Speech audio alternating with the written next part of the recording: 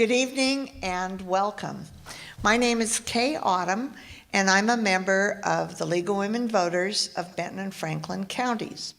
The League is a nonpartisan group, and we do not support or oppose any candidate. In presenting these forums, our goal is to provide the opportunity for voters to become better informed about the people who are running for public office. This event is being live streamed on social media, specifically the City of Pasco Facebook page.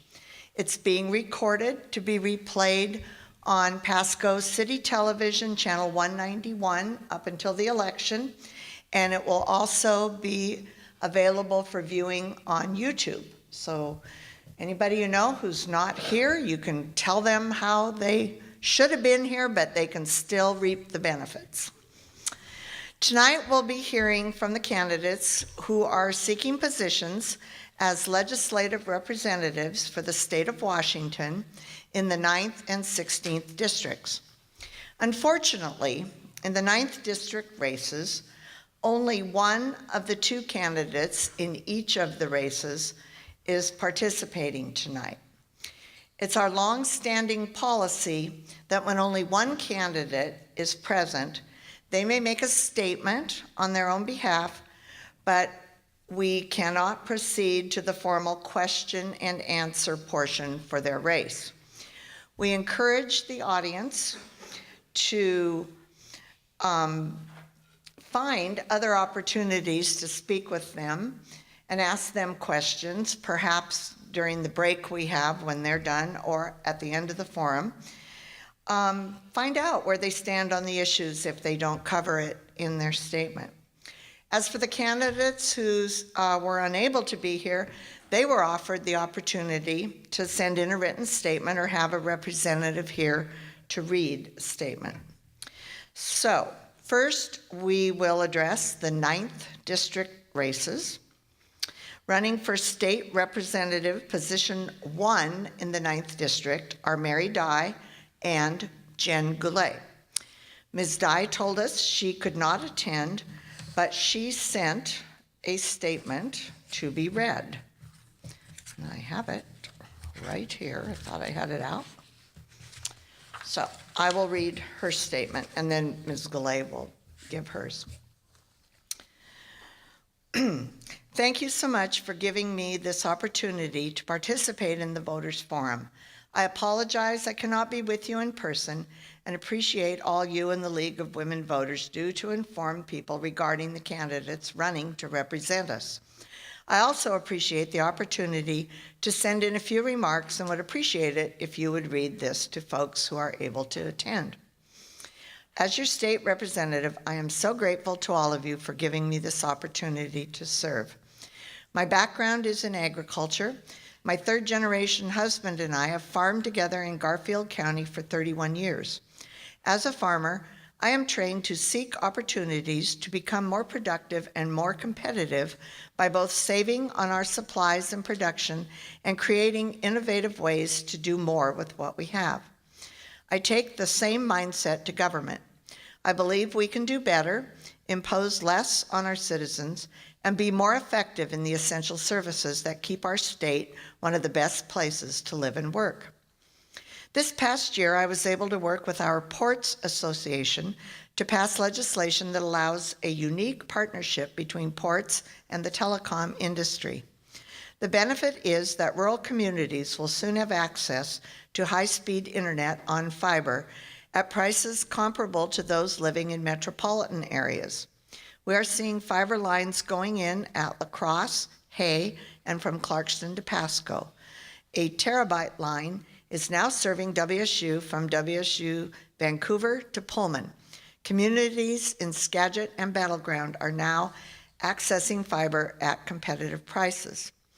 The bill that created opportunities for ports to construct fiber infrastructure and build open access networks passed the legislature with a unanimous vote, and Governor Inslee did an Eastern Washington tour to celebrate our victory.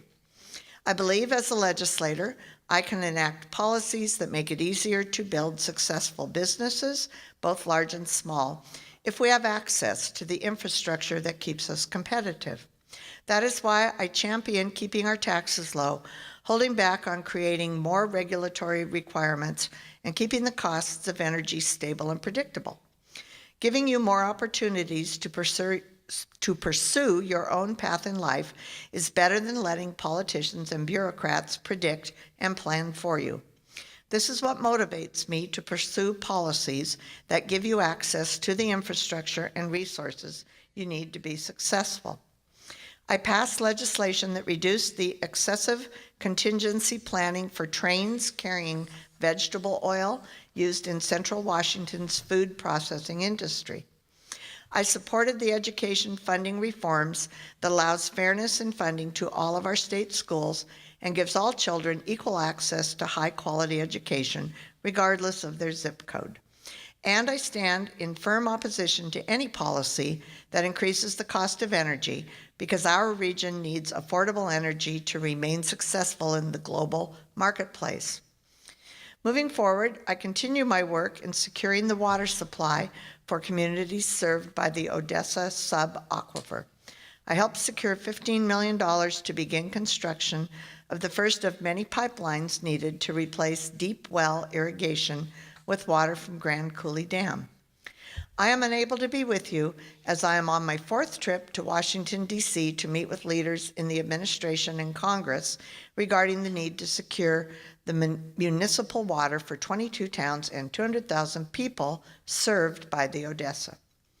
Thank you again for giving me the opportunity to serve, and I would appreciate your vote. Best wishes, Representative Mary.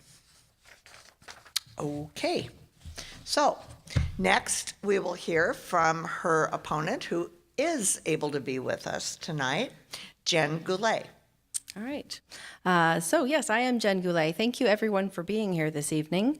I'm a 4th generation native of southeastern Washington. I'm a mother of 2 teenagers. I am a business owner. I do contract work for Microsoft as develop training. I have a Bachelor of Applied Science in Management from Columbia Basin College, and I'm a member of the Board of Directors of Planned Parenthood of Greater Washington and North Idaho, and the former chair of the Franklin County Democrats. I understand this region because I was born here, raised here, and I work and play here. I've been proud to raise my kids in Eastern Washington and call it home. I want everyone to live in a community where they are proud, where they want to work and play and raise a family, and where they have the ability to do so comfortably. I talk a lot on the campaign trail about the hardships I've experienced and how they've led me to decide to run for office, because I don't want others to have to go through what I have. And that's why I'm running, to have a positive impact in the lives of people like you and me. So I'm on a mission to make sure our children have more educational opportunities within their reach. I believe the key to a better society is preparing our kids for good-paying jobs by offering certificate and trade programs, as well as traditional 4-year university prep. And I'm on a mission to make sure our district gets its share of the funds needed to invest in our future. Highways, broadband internet, cell towers, water, and recreational trails and parks. Improvements are needed, and many in the largely rural 9th lack these essentials altogether. And I'm on a mission to encourage economic development by funding programs that provide financing to help launch businesses in targeted communities. And as our population expands, I'll work to ensure affordable housing is available.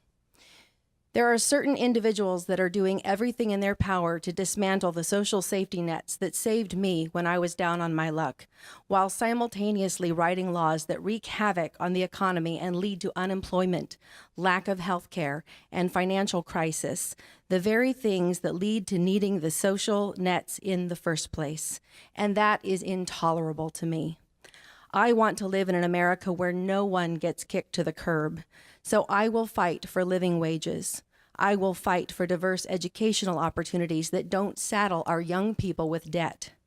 I will fight for health care that is actually accessible to all, including mental health care. And I will fight for policies that promote economic, social, racial, and political justice, because inequality is the greatest threat to democracy of our time.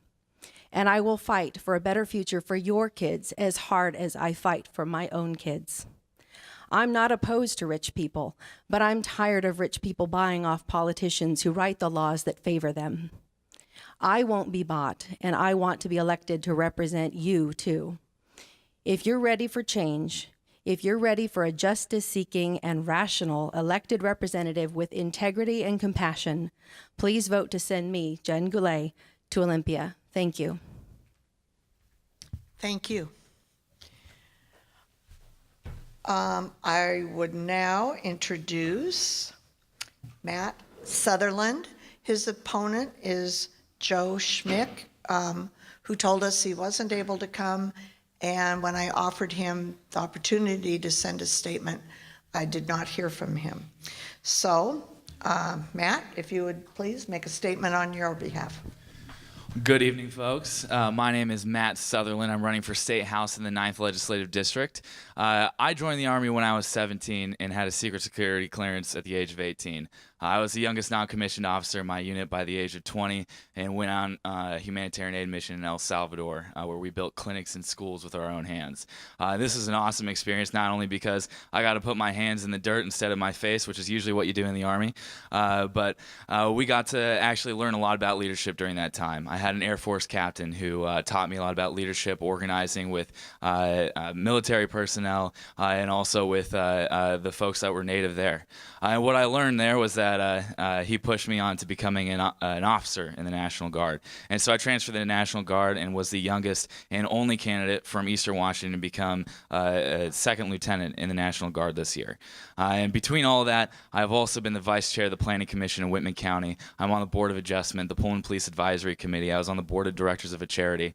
I've worked in manufacturing, construction. I have my degree from Washington State University and working on a master's in global security policy from the same place. But most importantly, I've struggled. I come from the working families of Washington, where we have struggled to live paycheck to paycheck, to pay for our health care, to afford an education at a higher institution, where I have actually lived out of my own car because I have not been able to afford to live. And that is not a story that's unique to me. That's a story that you hear all across Washington. When I was a kid, my mother was diagnosed with terminal brain cancer shortly after my brother was born. And after a 5-year struggle, she ended up passing away. And my father was a union member working on the floor of Boeing, a former service member, and he was a single father now trying to raise 2 kids. And it was a struggle already, but healthcare insurance companies who exploit families during these vulnerable times made it more difficult. And my dad actually had to declare bankruptcy after the mountains of medical debt that we as a family had to incur. And that's why I'm running, because I don't think that healthcare insurance companies and pharmaceutical companies should exploit working families in Washington anymore. And that is not the Washington that I believe in. I think that we can have affordable healthcare where people are able to afford to live, where retirees aren't worried about whether or not they're going to be able to put food on their own table, where new families are able to afford healthcare for their kids. I believe in a future where we have educational opportunities for everyone, pre-K to PhD, making sure that we're addressing the fact that our pre-K program in Washington State is one of the bottom 20 ranked in the United States, that K through 12 needs to go beyond McCleary. We need to work on lowering our classroom sizes, work on making sure that we're funding special education needs, and making sure that teachers get pay that's competitive, and making sure that we have in Eastern Washington especially those competitive pay and benefits. Unlike my opponent, I do not think teachers' unions are a problem. I think teachers are amazing people that do great work for our kids. And I want to make sure in higher institutions that we're able to actually afford an education, where students can actually refinance their loans at lower rates so that way they're not baggaged by incredible amounts of debt. This stops them from starting small businesses and investing in our economy, and we want to see growth. And that's why I'm also advocating to invest in Eastern Washington, invest in our infrastructure, our schools, our roads, our bridges, making sure that we have downtown revitalization projects that work with small businesses. And I also want to bring renewable energy jobs into our districts, so we have economic opportunity for anyone that wants it here in Eastern Washington. It's very clear that there's a difference between myself and my opponent. On one hand, you've had a representative that's voted against allowing PTSD to be a presumptive disease for firefighters, against feeding hungry children before school programs, voted against funding education this year, voted against worker protections at Hanford. And it's very clear that he's not going to continue to work for healthcare when he is funded largely by the healthcare insurance companies and pharmaceutical companies that exploited the families in Washington just like mine. You cannot expect someone who is in the pockets of healthcare insurance companies to fight to make sure that healthcare rates are lower, or someone who is funded by pharmaceuticals to address the opioid crisis or mental health. That is not how it works. You cannot expect that to happen, but you can expect the person that is endorsed by the firefighters, the teachers, the retired educators, the people of Washington whose students have invested in this campaign. You can expect the person who has endorsements from plumbers and steam fitters, electrical workers, folks who are iron workers. This is the campaign of working families, of working people, and that's what I'm going to fight for in the legislature. Thank you. Thank you. In our next segment, the people have 2 minutes to make their opening statement. I told them they each had 4, and then I didn't time Miss Dyes at home after she sent it, so I didn't really. I trusted you both that you would be right around 4 minutes. So, okay. I'm just curious, how many of you here live in the 9th District? Oh, quite a few. Quite a few. Introduce myself to you. Please allow me to do so afterwards. I love to meet you also. Well, we're going to take a short break so the 16th District people can come up. I would again encourage you, any opportunity you have, to speak with Ms. Goulet or Mr. Sutherland to, if you have questions, find out where they stand on the issues. And we very much appreciate their coming tonight. Thank you both. As we continue with the forum, I'm going to take advantage of that break in the middle and make some announcements that otherwise I would make at the end of the forum, but I'm going to make them now since you're all here to hear them. First, I want to thank John Funfar, the Communications Program Manager for the City of Pasco, Mike Charbonneau, Cable Communications Coordinator for the City of Richland, and Bob Kreider, a local businessman who's willing to help them out, for their assistance in presenting tonight's forum. As I've mentioned before, the forum is being live streamed on the City of Pasco's Facebook and recorded for replay on Pasco TV channel 191 and will be available on YouTube.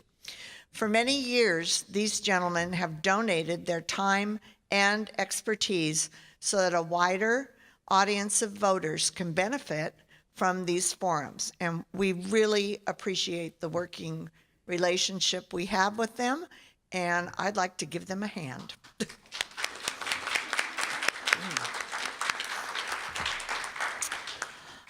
Second, I want to make you aware of Voter Education Day, a class sponsored by the League. It'll be taking place this coming Sunday, October 14th from 2:30 to 4 at the Richland Library. And as you came in, they passed out a flyer about it.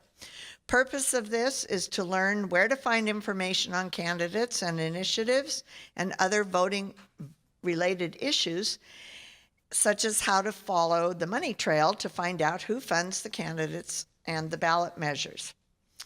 Along those same lines, I'd like to make you aware of the League's Vote 411 website.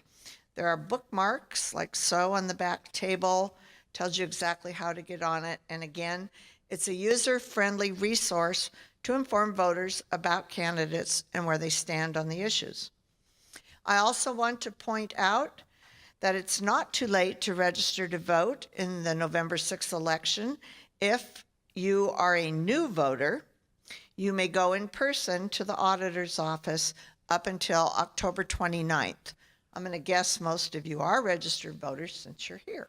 But if you know somebody who is not registered and they have not registered before, they can go to the auditor's office up until October 29th.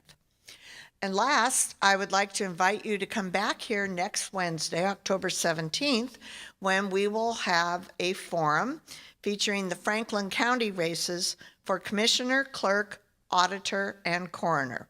And that forum will also begin at 6:30.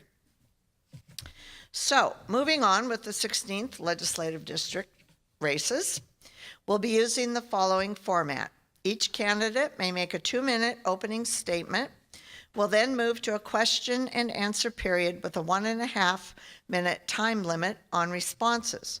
All the candidates in a particular race will answer the same questions, or both candidates, alternating who goes first. The league has prepared questions, and we are also taking some written questions from the audience.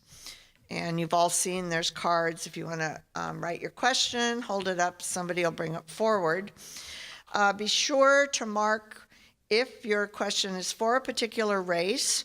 Make sure it's something both candidates can answer and nothing of a personal nature. And if we don't get to your question, hopefully I'll try to include all the questions. We do have some, I can see a couple of these on the same subject, so hopefully that will satisfy what you wanted to know. Candidates, I'd point out our timer to you, and she'll hold up a sign when you have 15 seconds left and then a stop sign. You don't need to stop mid-sentence, but please try to wrap up your thoughts. So I will now introduce the 16th District candidates. Running for state representative in position 1 are Bill Jenkin and Everett Maroon.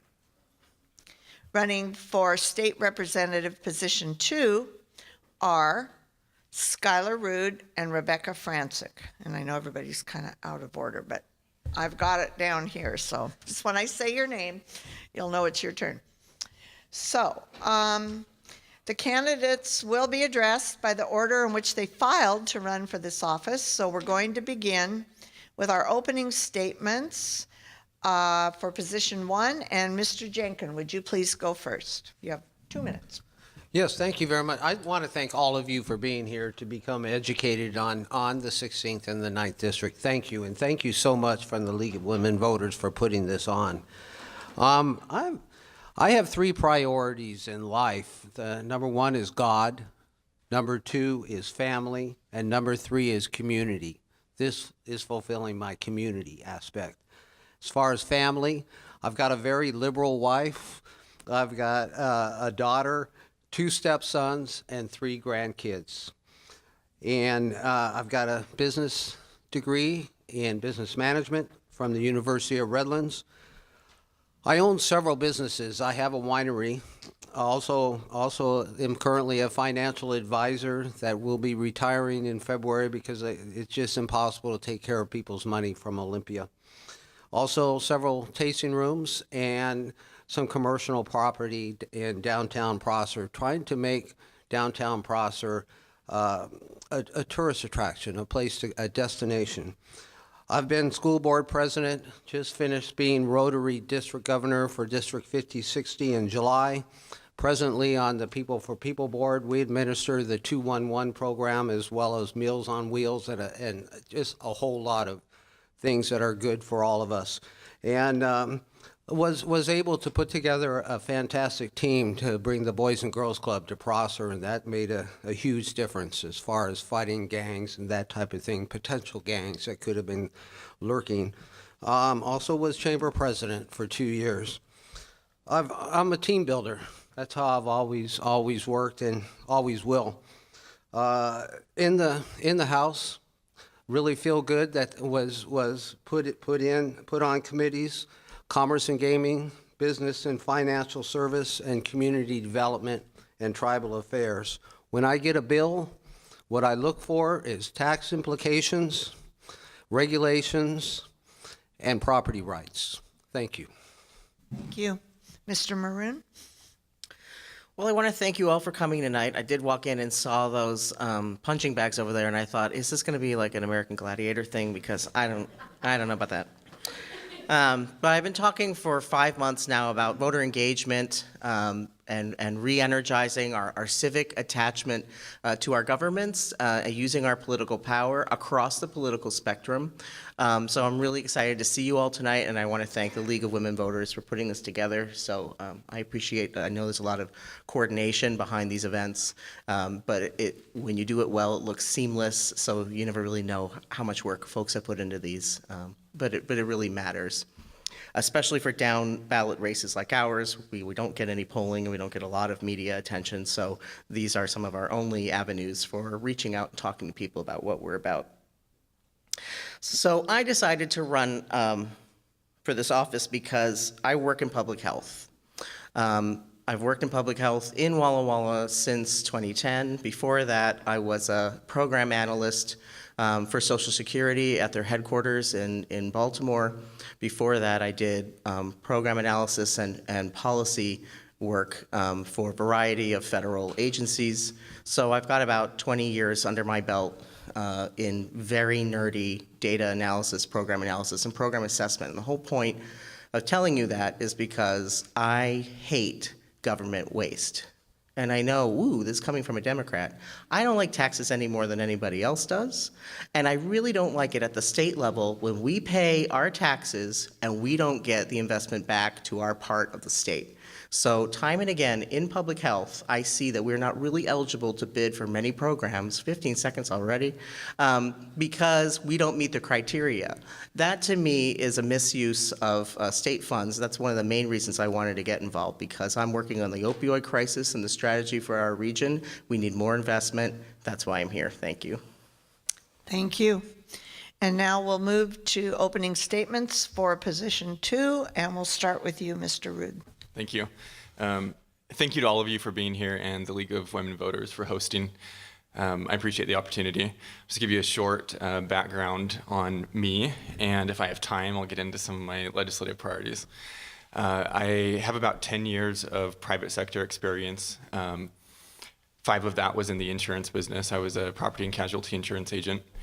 And then I was hired by Senator Walsh in January of 2015 and have worked in that capacity at the legislature for this district since then.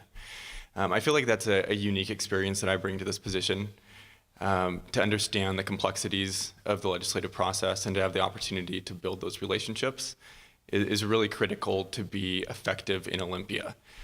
So that's something that I bring that I think is unique to me. As far as other interests or volunteer work, I'm the chairman of the Republican Party in Walla Walla County. I'm on the executive board for the state party. I've put a lot of volunteer time into trying to improve the Republican Party. As far as outside of policy, civility in politics is something that I have been talking about from the very beginning of this campaign. I respect my opponent tremendously. I think our race is a really good example of how political campaigning should operate. That's something that I also bring to the legislature. I think reaching across the aisle is absolutely imperative for your legislator to be an effective representative for you. So I pledge to do that. If elected, this will be my full-time priority. I feel like you deserve that as the voters of this district. As far as policy, vocational-centered education is probably number 1 for me. Wow, 15 seconds already, okay. So a career-centered educational experience I think is really important. I feel like kids should be graduating from high school prepared for their next steps, whether that's college or a career. Thank you. Thank you. Mrs. Francic, your opening statement. Thank you so much for being here tonight. At this point in the campaign, many of you know my background and my experience. I was born and raised on a small family farm in Pullman. I started working at age 13, cooking for a harvest crew, and later on drove grain trucks to make money for college. I also worked part-time while attending high school and college at the WSU agronomy department, and my earnings helped me to graduate from WSU debt-free with a rich background in dryland farming. I know dryland farming from the soil to the weeds, and when you come to me and discuss your agricultural needs, I will fully understand the discussion. I was born into a house with Republicans and Democrats alike. Our core values were exactly the same. We worked hard and we took care of the people in our community. I was elected and served on the Pasco City Council for 21 years. Our strategic investment of taxpayer dollars resulted in a community with great roads, new industrial development, and jobs that have raised our median income over $20,000 annually. I served on 2 state infrastructure boards for a total of 18 years, building roads, bridges, water, and sewer systems throughout Eastern Washington. And this is the rich, in-depth experience that I can use on your behalf in Olympia. I have raised 7 children responsibly and started them all on a promising career through the benefit of public education. For the last 10 years, I have been honored as a nationally board-certified teacher in the Pasco School District, and that gives me firsthand experience in our state's education system. I know how to improve it, and I will take those ideas with me to Olympia. Healthcare is an issue that impacts each and every one of us. How do we make it affordable for every citizen? The answers require a legislator who is good at evaluating information and willing to work across the aisle. But to be really effective, it requires sending a legislator to Olympia who will be heard by the majority party. Please vote Rebecca Francic to represent you in Olympia. Thank you. Oh my gosh, I shouldn't have spent all that time today doing questions because you people are prolific.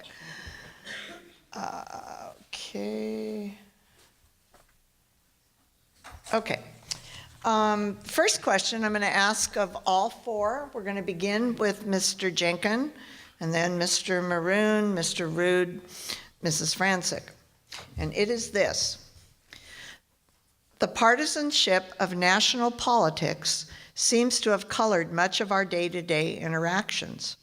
If elected, will you be willing to try to work toward compromise with the quote-unquote other party and work toward building consensus within the legislature?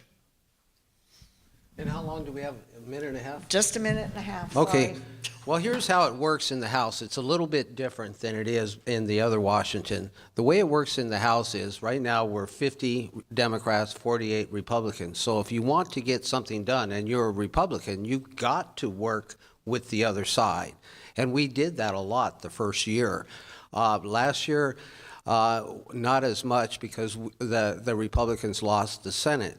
But when I get a bill, and the bills that I've had passed through, I have just as many Democrats sign on to the bill as I do Republicans, so that'll ensure that I'll get some traction both in the committees as well as on the floor. So we have to work with each other. And I have built some wonderful relationships, and I plan on continuing to do that. As I said in my opening, I'm a team player, and that's how you become effective. Thank you. Mr. Maroon? Well, I'm really proud to point to my experience. My first federal job for the federal government was under the George W. Bush administration, and so there was a lot of compromise that had to happen as we were reworking the disability system and the disability appeal system for Americans. So, I have already spent many years working on with both parties to make actual real progress that benefited citizens. I also, took 3.5 years to bring the syringe exchange to Pasco. I had to talk to 2 different sets of county commissioners, the Board of Health, the health officer, the Pasco City Police, and the Franklin County Sheriff's Office. And I had to talk to the WSU Extension because they had a 4-H group right next to where we were going to site the exchange. And so I had to do a lot of education, a lot of listening, a lot of, non-condescending conversations with folks who were expecting I was going to condescend to them, and really try to win people over. It took a long time. It took longer than I wanted it to take, but patience has really paid off, and already we've seen, I think, 6 people get into recovery just in the first 5 months of that program. So I'm really dedicated to making representative government represent all of the people, whether you vote for me or not, whether you like me as a human being or not. I would still represent you. I would take that very seriously. When I took my oath of office before, I meant it, and I would mean it again. Thank you. Thank you. Mr. Rood? Thanks for that question. I kind of addressed it in my opening. As I said, absolutely imperative that we work across the aisle for the good of our district. I think Senator Walsh has been a great example of that. Representative Neely has shown his independence as a legislator, and Representative Jenkins. So I think that's a kind of a 16th district tradition of electing independent thinkers. And I've been asked before what kind of a Republican I am. I think there are a variety of ways to describe it. independent thinking Republican, libertarian leaning Republican, centrist Republican. If elected, my only priority is to serve you, the voters and residents of this district. My loyalty can't and should not be for a political party, for the caucus, for leadership priorities. If I feel like a particular vote is right for this district and the state, then that's the vote I need to take.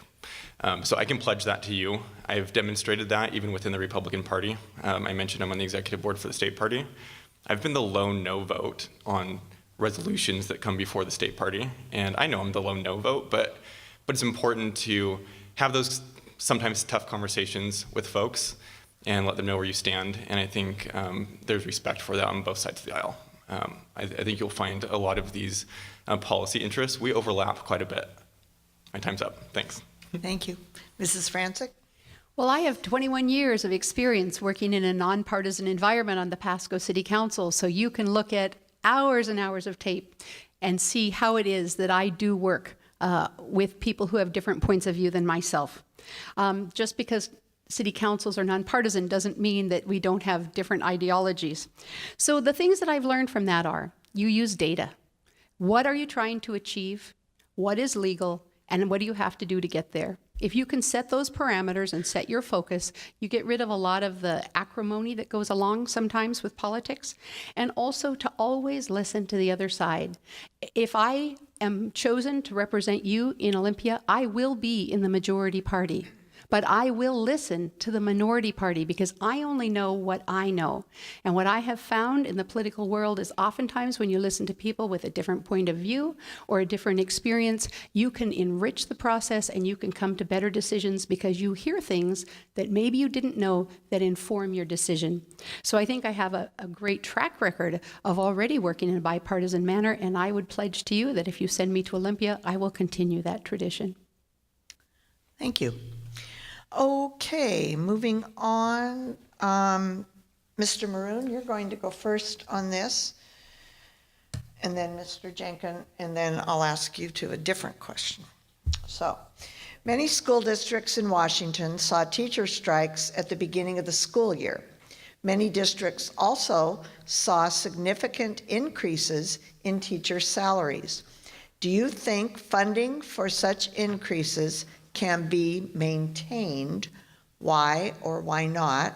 And then I'm going to add an audience question at the end, so I hope you can fit it all in.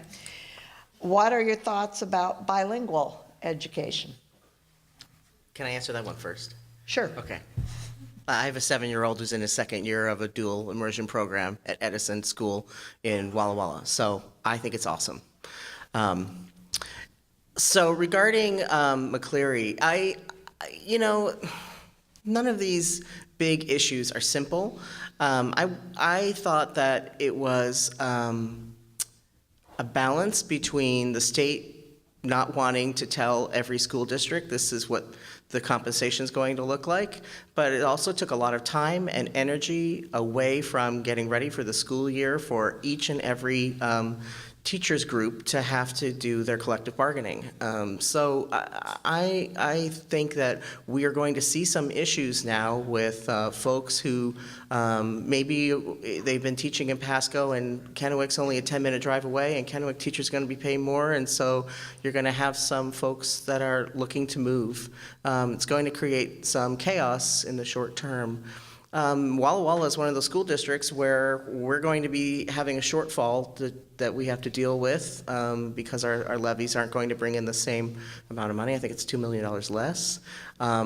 So no, I'm not sure I see that this is sustainable in the way that it was designed, but for sure we needed to bring up teacher compensation. For sure we need to support students with smaller class sizes, with more mental health support, and she's given my stop sign. Thanks. Yeah. Okay, Mr. Jenkins, same question. Maintaining the increases in teacher salaries and bilingual education.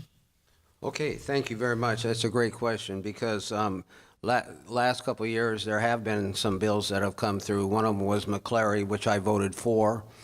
And then There was one at the end of the session where there was surplus in the budget of $68 million, and I voted no on the budget because of that, instead of sending it to the education. The reason for that is that we need a rainy day fund. I really was concerned when basically the bulk of that money did go to teacher salary. My wife is a teacher, so she really appreciated that. But what happened to the class size? What happened to the curriculum? And that's what I was hoping for. And then finally, with the levy situation, that is going to catch up with us. And I don't think the answer that OSPI came up with, Rectal, is a good one, and that's having capital gains tax in order to pay for the shortfall. So there's some work that still needs to be done, but it has to be done in a practical manner, in a fiscally conservative manner.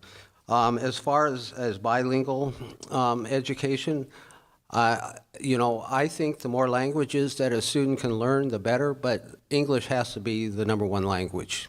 Thank you. Okay, Mrs. Franczyk, you'll go first on this next question. The cost of higher education continues to be very challenging for many students in our state. Homelessness, food insecurity, and large loans are some of the issues students are facing. How do you see the state's responsibility to address the cost of tuition and other expenses related to obtaining a 4-year degree? When I was working through high school and college, I had the benefit of a legislature who invested in my education. They paid 2/3 of the tuition and I paid 1/3. And my minimum wage job, if I worked in the summer and I worked after high school, after college, I was able to graduate debt-free. That is not true of any of my children, and they have all worked after school and worked during the summer.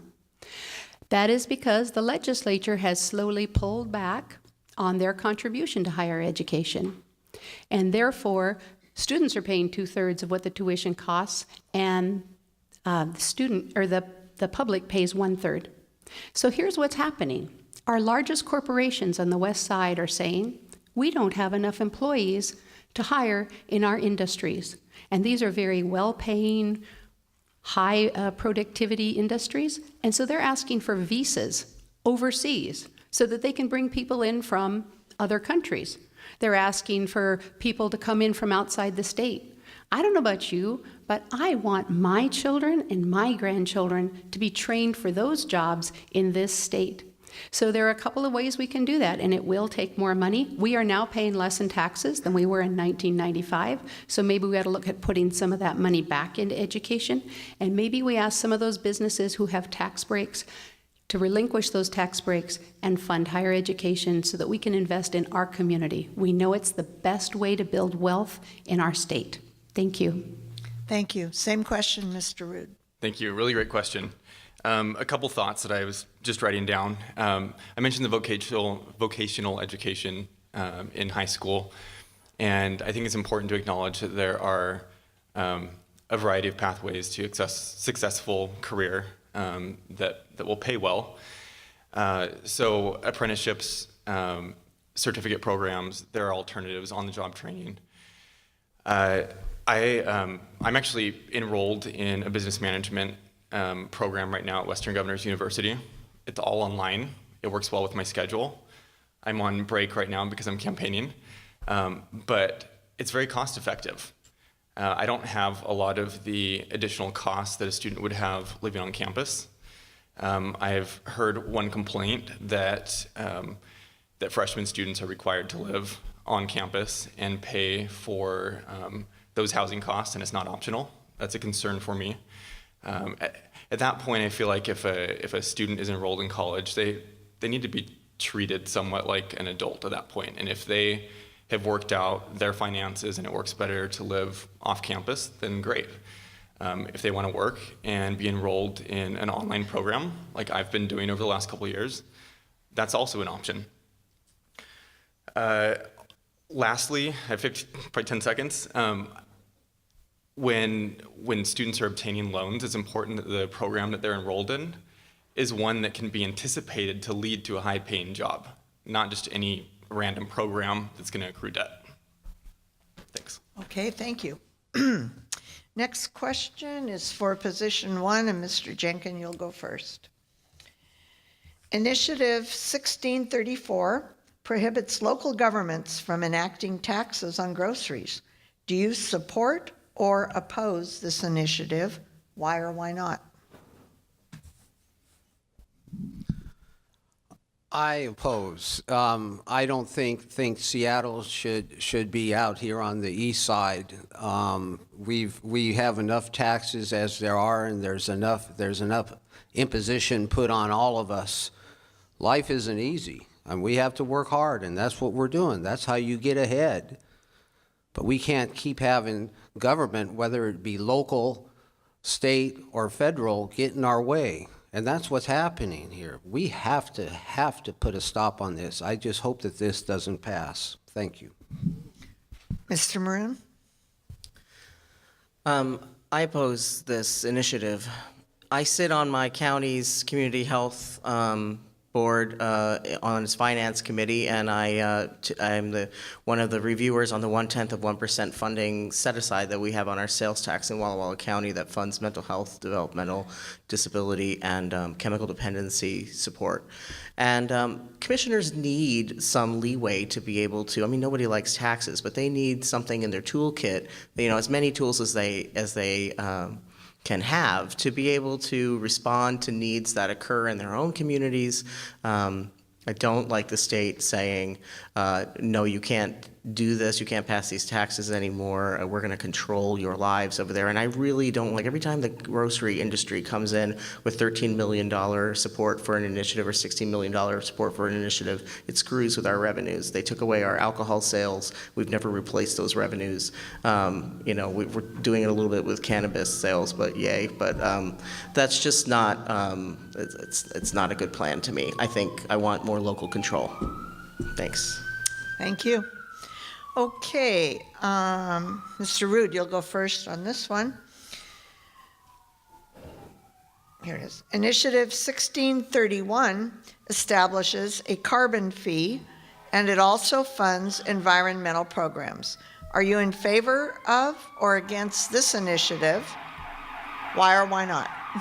Excuse me, what? No, just kidding. I have not read the initiative. Just like any bill that may come before the legislature, the devil's probably in the details. Typically, I'll just kind of give a general response for this type of issue. I feel that carbon emissions regulations are likely to create a competitive disadvantage for our businesses in Washington State. I'm concerned they may end up leaving Washington State if the cost of doing business increases drastically. I also feel that it's kind of a regressive tax. The individuals who are going to be hurt most by increased fuel costs are not, they're the people who are probably less likely to be able to afford that. So I'm not going to outright pledge not to support any kind of carbon tax. But I think we have to be extremely careful and that we don't cause some of the problems that I just mentioned. Thank you. Mrs. Franczyk? Well, I have to tell you, in the last 2 days, I have really done a right-left flip on this initiative. I don't care for initiatives in general because I think oftentimes they have too narrow a focus and they don't benefit from a wide enough conversation from stakeholders.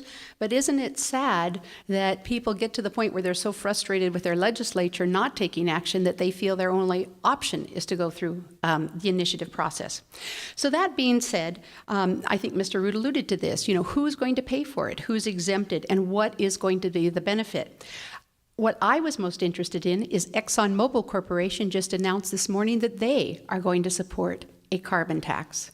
And one of the people who just was awarded the Nobel laureate supports, in economics, supports a carbon tax. So before I would take a position on this, I would want to read a little bit more about what ExxonMobil and what this Nobel laureate have to say about what the benefits are to the community, because a clean environment is important to all of us, and our health depends on it.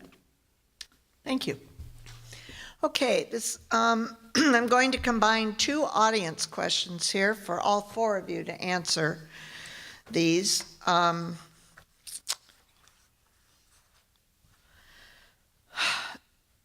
from the same person, it looks like. And Mrs. Franczyk, you're going to go first on this one. Kind of reverse all the same thing here. How do you believe the legislature can help address the issue of the disproportionate number of people of color who are incarcerated? And then the second part, the person wants to know, would you support the legislative abolishment of the death penalty? I would support the abolishment of the death penalty. I think that I heard the most compelling testimony from a woman who'd been on death row for a long time. And she said, what people don't understand is that when I came into prison, I changed. And I think we've all had experiences where we look back in our past and say, man, I've changed. I've done something different. So by ending somebody's life, boy, you never give them the option to ever change or to recognize that they may change.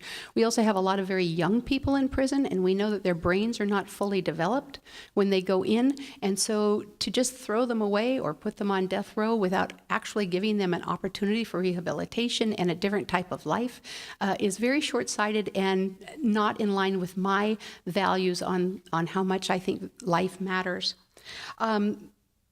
What was the second part? The second one was about the disproportionate number of people of color Oh. who are incarcerated. So we have a disproportionate number of people of color incarcerated for a number of reasons. Number one, are they being judged by a jury of their peers? Number two, do they have access to adequate representation? If you are rich, you can hire very, very good lawyers who are very likely to get you off or reduce your sentences. If you are poor, you have, and I know some public defenders who are absolutely great, but they are overworked and underpaid, and there aren't very many of them. So I do believe that we have people who are disproportionate. Well, the numbers show that we have people who are disproportionately affected, and if we believe in a just system, we have to fix that. Thank you. Mr. Rood, same two issues. Well, as a white guy, I'm not going to say definitively what the reasons are.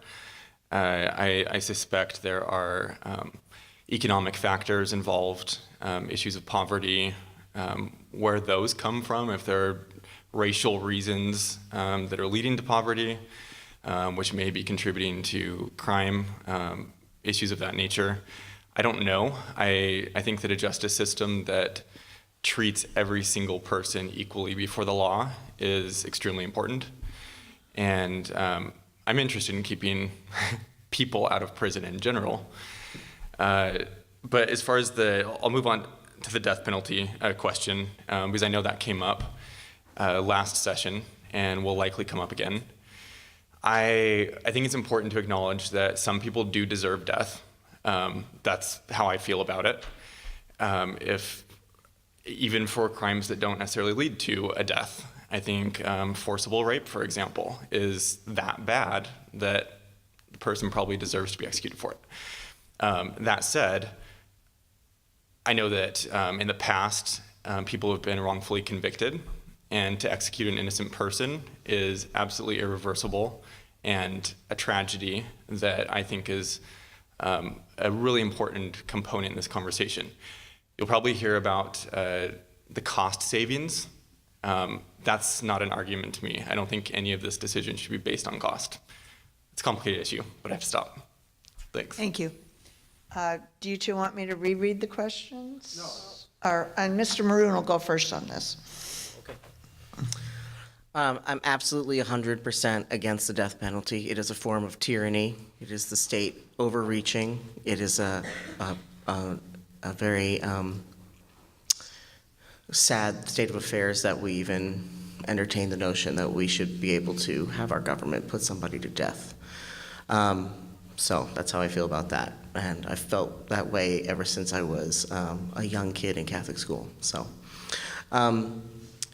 the easiest way to take a look at lowering rates of incarceration, I think we incarcerate 18% of people in our jails and prisons. I'm getting some weird feedback. are people of color, and only 4%, or African American, only 4% of people in our state are African American, so that is pretty out of whack. We could take a look at everyone who's in prison only for possession of cannabis, and since we've made it legal, we could review those cases, and that would make a pretty big dent, at least in the King County area, my understanding. But I think we have to really address the broader issues of systemic poverty, intergenerational poverty, people who are homeless and not, who might have some mental illness and aren't stable in their housing or with employment, and then they turn to behaviors that lead them into, interfacing with criminal justice. I would echo what Ms. Frantic said about how we have a system that's not working in terms of public defense. Thanks. Thank you. Mr. Jenkins. I'll speak a little bit on incarceration, but spend the bulk of the time on the death penalty. In the incarceration, I really feel that it's apparent that we need to have an adult in a child's life, and that's what I really like about the Boys and Girls Club and that type of thing. It really helps alleviate crime, and I think it would help in that respect as well. Death penalty. I have a personal issue with this. I had 7, maybe 8 members of my family that were murdered in Lodi, California years ago. And what happened was somebody grabbed them at gunpoint, brought them home and killed them, their kids, the babysitter, and the babysitter's boyfriend. And after this all happened, my family members that were traumatized by this and lost their family, including me, received closure when this murderer was put to death. They received closure, and because of that, I have to support the death penalty. So whether or not I'm representing my district correctly, I have a strong personal reason for being with the death penalty.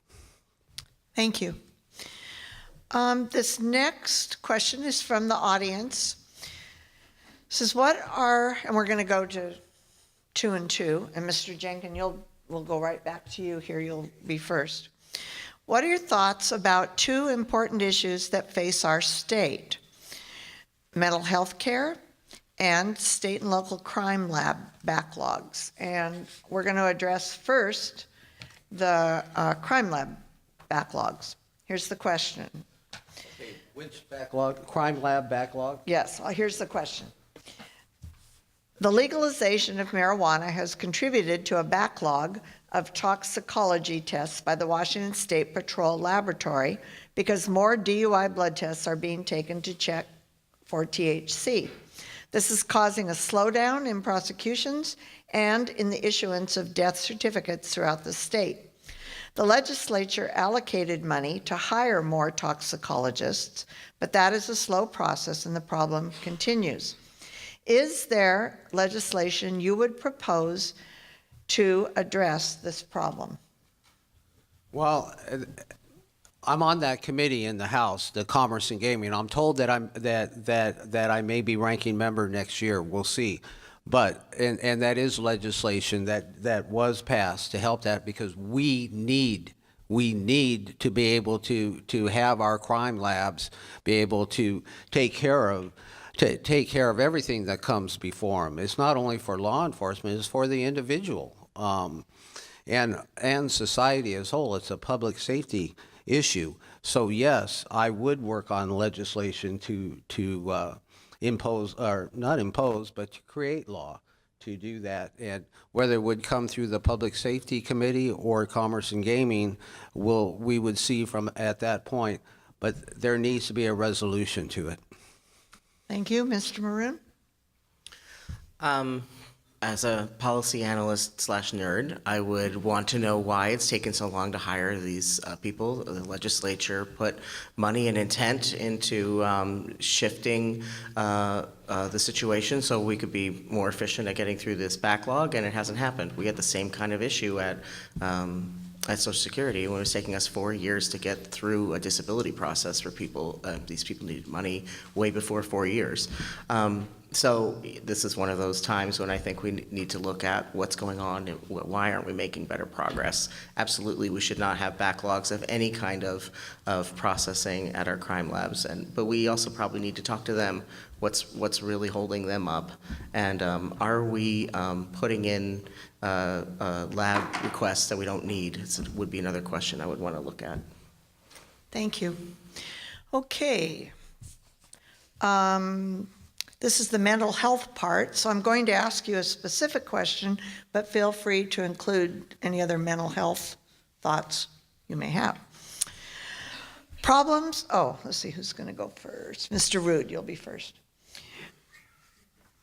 Problems with Western State Hospital, our state's largest psychiatric hospital, are in the news again. Adequate funding continues to be a problem, and now there is an increase of violence by patients directed at other patients and staff. What do you think can be done to help make this facility both financially sound and safe for patients and staff? I would say on that, I'm not a mental health professional. I think the most responsible approach on my part as being a new member would be to actually communicate and interact with the people that are at Western and working there and hear directly from them. I think sometimes it's easy for the legislature to come up with their own solutions and not necessarily involve the stakeholders that are directly involved. So I think involving them in that conversation and learning kind of what their challenges are. I mean, if it's a funding issue, then the state needs to be willing to put the funds forward. Maybe there are complications that are outside of funding. Those need to be addressed as well. But I don't have the answers. I can just commit to giving that issue the time it deserves. Thank you. Mrs. Franczyk? Well, we have 2 state mental hospitals in this state, and one of them is in the news for not treating patients correctly or for violations, and one of them is not. So I guess the first thing I would like to see is a comparison of what is the one hospital that is not being cited doing correctly compared to Western, who seems to be having so many difficulties. If we are putting people in mental hospitals, we absolutely are required to make sure that we have the right number of counselors, the right number of beds, the right number of treatments. We need to be helping these people. And so I think that the funding is absolutely going to have to be in place. This is not a field that I know a lot about, but I know it's a big ticket item, and I know it's something that we have to address because it impacts so many of our families' lives. Thank you. Mr. Maroon, you'll go first. There's 2 questions here, apparently from the same audience member, so I'm going to read them both. Number 1, what steps have you taken to make your campaign accessible to disabled constituents? And the next question is, do you support the Disability Integration Act, and will you reach out to your colleagues in Congress to pass it? I have made my website accessible. I've put alt tags on the images. I've put transcripts up under the videos that are on there so that you can read them, or a screen reader can read them for you. I am someone who worked, I was a manager of a team that did accessibility reviews and ensured that federal websites complied with Section 508 of the U.S. Rehabilitation Act and with the ADA. So that's what I've done to make my campaign literature accessible. I have my materials in English and in Spanish, and I have a Spanish language campaign also targeting people in the Latino community to try and reach out better to them. I don't know if you want to think of that as accessibility or not. What's the second part of the question? The second part is, do you support the Disability Integration Act, and will you reach out to your colleagues in Congress to pass it? Yes, I do support the act, and I would reach out to my colleagues in Congress. I think that, full and open participation from all of our members of society is how we have the best country, the strongest country. It's always worked for us before to bring people in. like the best patriots are the people who just became citizens last week. I swear, they're great Americans. So yes, thanks. Thank you. Mr. Jenkins? Okay, as far as accessibility, I've got a campaign website and Facebook. I'm accessible. My phone number is 778-2482. That's my cell. Feel free to call it if you ever need to talk to me. We need to be out there, and I'm about every event that there could possibly be. Not just because it's campaign season. Was doing the same thing last year in the off session. Now, can you ask the second part again, Kay? Do you support the Disability Integration Act, and will you reach out to your colleagues in Congress to pass it? Well, you know, as far as this is concerned, before I say yes or no, I want to learn a whole lot more about it. And to be perfectly frank with you, I don't know a whole lot about it. Thank you. Thank you. Okay, Mrs. Franczyk, you'll go first on this next question from the audience. Do you support automatic voter registration being implemented in Washington State, and why or why not? I do. It is everybody's right to vote, and I think that when you turn 18, we know who you are, so why not go ahead and automatically register people? We know that people that are not in favor of voting don't vote. There certainly are plenty of people that don't. So if we actually register people in advance, and their ballots come, maybe it'll cause them to start thinking about, gosh, this is part of my civic responsibility. Maybe they'll open that ballot. Maybe they'll take a look. Maybe it'll start to connect what they're seeing on television and what they're hearing in the newspaper and those of us who are showing up at their door. So yes, I do support automatic registration. Okay, Mr. Rood? Just to give a little bit of my background and my reasoning before I answer the question. The way that I view constitutional rights is that the Constitution is essentially your permit to enact, I guess, that right. This is one of those issues. If the Constitution gives that right, I don't see any problem at all with automatic registration. I mean, if you're a legal citizen in this country, I think it saves the voter the time to do that. I see no reason at all why any constitutional right, if there's no need for a barrier, why would we create a barrier? I just see no purpose. So yes, I support it. Thank you. Okay, this next question is from the audience. I'm going to ask all four of you, and we're going to go to you. My order might seem weird, but I'm making sure each person gets to go first, answering an equal number of times. So, okay. I told you it was a lot of work. Here is the question. Do you support the LGBTQIA community? Why or why not? And what will you do to protect LGBTQIA rights? So I guess the answer is yes. Every individual in this country has equal rights, or is entitled to equal rights. Whether that's the truth in practice is maybe a different story. But yes, LGBT and all of the other letters that were involved in that are Americans just like everyone else and deserve equal treatment like anyone else. So yes, I feel like Washington State adequately protects that population. I don't currently see a need for further action, but I'm certainly open to listening to feedback. Okay, Mrs. Franczyk? In this country, we have such a history of choosing people that we don't like. So we don't like the blacks. They're not really human. We don't like the Irish. You know, they're not really human either. Now we've got the Hispanics. You know, those people, they just aren't quite like the rest of us. And now it's the LGBTQ community. If we truly value each individual, it doesn't matter what their gender is, it doesn't matter what their ethnicity is, it doesn't matter what their religion is, and it does not matter what their sexual preference is.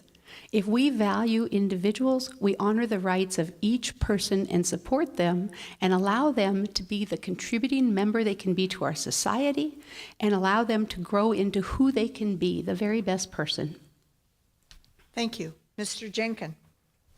Okay, I support all Americans, whether they're LGBT or whatever. I think we all have an equal right to be here, and I think that's freedom. I do.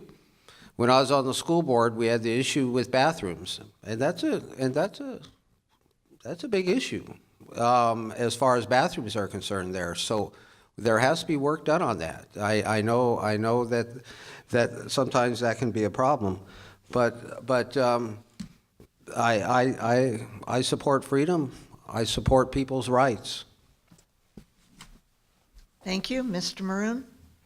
I think I'm the only candidate running for state office in Washington State who's been chased out of a men's and a women's bathroom. So, yay me. Of course I support LGBTQIA. Wow, that's a mouthful. Can't we just say quilt bag and get on with it? Yes, I mean, to not do that would be to say that you were going to systemically allow for the non-equal partnership of some subgroup. But at a practical level, what we're really talking about here is a community that's been on the margins for various different kinds of reasons that need some sort of protection from discrimination, like we have said in the past that African Americans have needed, like we have said that women have needed, like we have said that other groups on the margins have needed. We have done big things when we think that there's a group of people who doesn't really have access to all of the privileges and benefits of living in America. We have passed the Voting Rights Act. We have insisted on desegregating schools. This is really not a very different issue. It's just a different group of people with a different local set of rhetoric around why we would admit them or not admit them or give them access or present barriers to them. So currently in the state of Washington, the only thing that lets trans people get health care right now is an opinion by the Attorney General. If we didn't have that Attorney General, we would not necessarily have that opinion. We could lose those rights. So that's something that's on my radar. Thanks. Thank you. Okay, we're going to go back to you for this last question. All four of you are going to answer it. No, but it's pretty broad. Okay. Looking ahead, what do you see as issues of particular importance to the 16th District that will require state support to help address them? I know the answer. Okay. Absolutely healthcare, and that is my policy priority for this campaign. So we lost Walla Walla General in July of 2017. Trios just laid off 55 nurses in the last 2 weeks.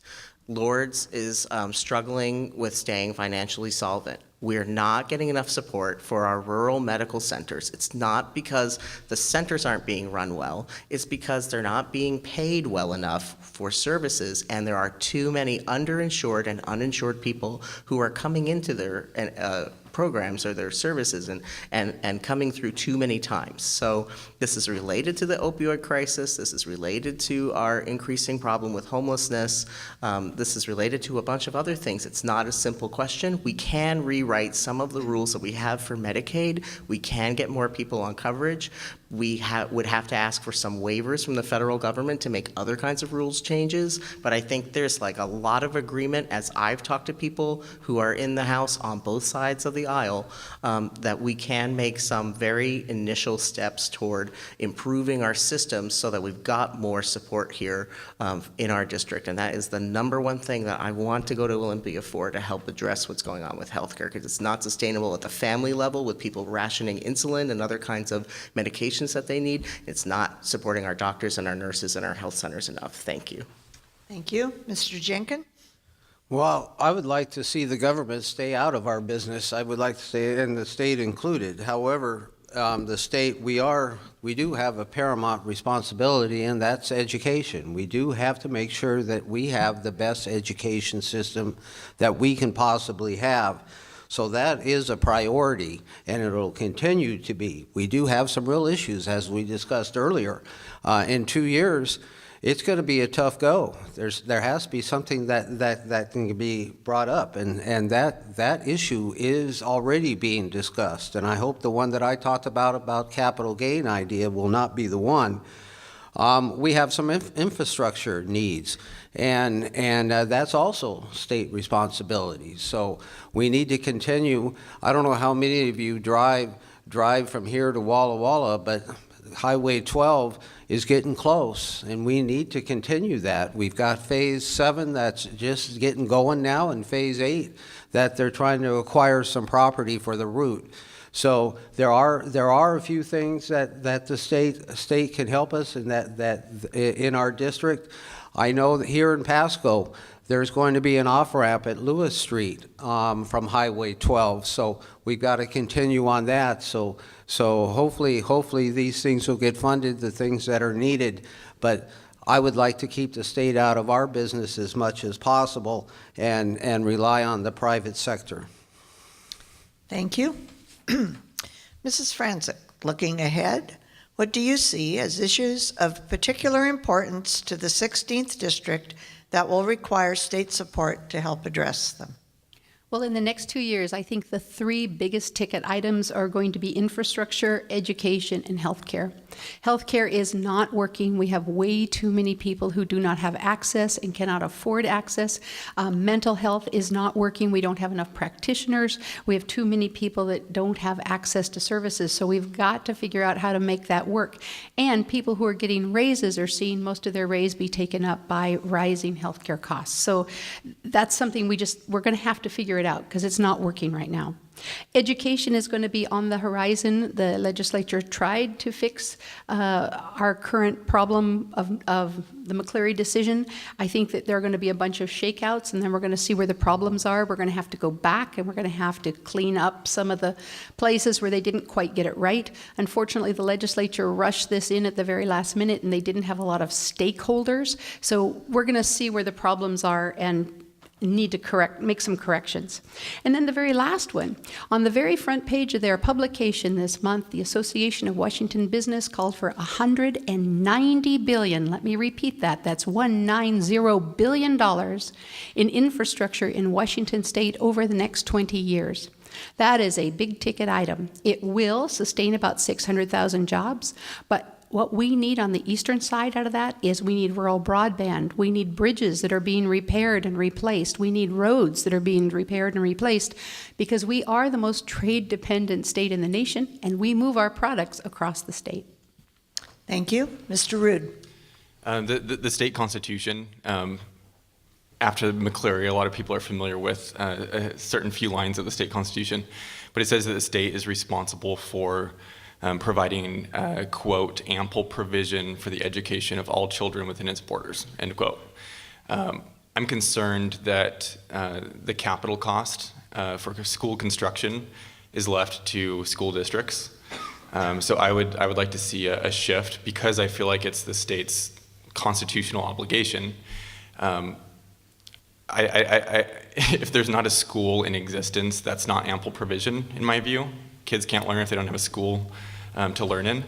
So I would like to see a shift, more of that cost shifted to the state.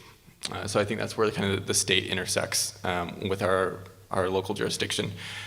Pasco has seen significant growth, and I think that issue hits Pasco maybe harder than other areas. I think there are 200 portables at this point.